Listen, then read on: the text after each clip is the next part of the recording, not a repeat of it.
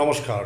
মহানবরাত্রিতে সপ্তমী তিথি কিন্তু হচ্ছে কালরাত্রি। দেবী দুর্গার ৯টি নাম: শৈলপুত্রী, ব্রহ্মচারিণী, চন্দ্রঘণ্টা, কুষ্মাণ্ডা, স্কন্দমাতা, কাত্যায়নী, কালরাত্রি, মহাগৌরী, সিদ্ধিদাত্রী।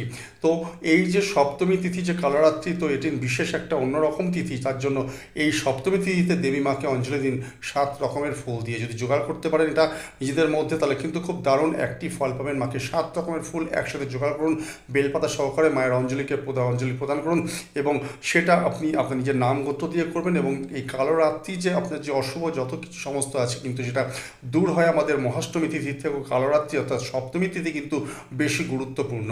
সপ্তমী তিথি এবং আমাদের সন্ধি পুজোর তিথি, যেটা আমি বলে দিয়েছি, উপায় টোটকা পেয়েছেন আপনারা।